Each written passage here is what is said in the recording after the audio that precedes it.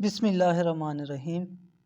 آج کی اس ویڈیو میں ہم بات کریں گے مجاز مرسل کے بارے میں۔ مجاز مرسل کیا ہوتا ہے؟ سب سے پہلے اس کی تعریف۔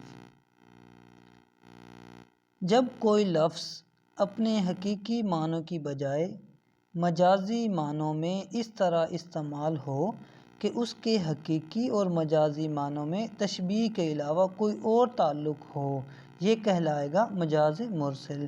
تشبیہ کے علاوہ جب کوئی اور تعلق پایا جاتا ہے تو اس کو ہم مجاز مرسل کہتے ہیں۔ مجاز مرسل کی اقسام۔ مجاز مرسل کی 24 قسمیں ہیں۔ یہاں پر ہم جو مشہور قسمیں ہیں ان کے بارے میں بات کریں گے۔ پہلی ہے کل بول کر جز مراد لینا۔ مجھ سے ملتے ہی وہ بے باک ہو جانا تیرا، وہ تیرا دانتوں میں انگلی دبانا یاد ہے۔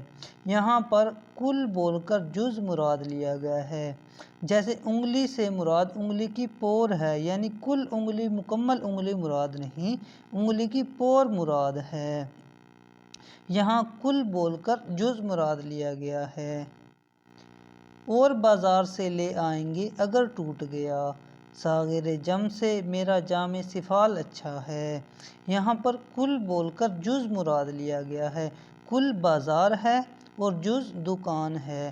بازار سے نہیں بلکہ دکان سے لے کر آیا جائے گا۔ یہاں کل بول کر جز مراد لیا گیا۔ اسی طرح جز بول کر کل مراد لینا، جیسا کہ ہم عام طور پر الحمدللہ کا لفظ کہہ کر پوری سورۃ فاتحہ مراد لے لیتے ہیں، اسی طرح کل بول کر پوری سورت مراد لے لینا۔ کل بول کر چاروں کل بھی پڑھے جاتے ہیں، یہ جز بول کر کل مراد لینا ہوتا ہے۔ اسی طرح سبب بول کر مسبب مراد لینا، جیسا کہ آج بادل خوب برسا، اس سے مراد بادل نہیں برسا بلکہ پانی برسا ہے، پانی برسنے کا سبب بادل ہیں۔ یہاں پر سبب بول کر مسبب مراد لیا گیا ہے۔ سبب بادل ہیں جبکہ مسبب پانی ہے۔ مسبب پانی برسا ہے یہاں پہ اور بولا سبب گیا ہے۔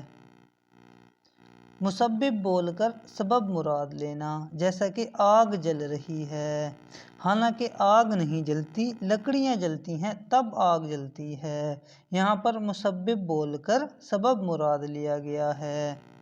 اسی طرح ماضی بول کر حال مراد لینا، جیسے کسی ریٹائرڈ پرنسپل کو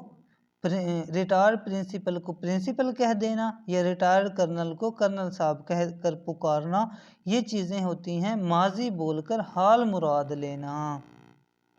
اسی طرح مستقبل بول کر حال مراد لینا، جیسا کہ کوئی میڈیکل کا بچہ ہو یا طالب علم ہو، اسے ہم ڈاکٹر صاحب کہہ کر پکارتے ہیں، یہ ہوتا ہے مستقبل بول کر حال مراد لینا۔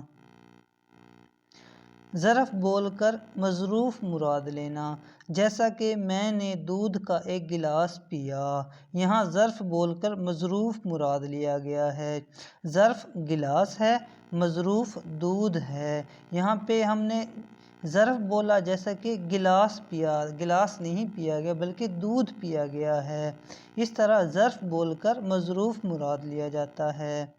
آگے ہے مظروف بول کر ظرف مراد لینا، جیسا کہ دکان سے شربت لے آؤ، یہاں پر دکان سے شربت مظروف ہے اور بوتل جو ہے یہ ہے ظرف۔ یہاں پہ ہم نے مظروف بولا ہے، دکان سے شربت لے آؤ، یہاں کے جس چیز میں شربت ہوتا ہے وہ چیز لے کر آئی جاتی ہے، یہاں مظروف بول کر ظرف مراد لینا ہے۔ دعاؤں میں یاد رکھیے گا۔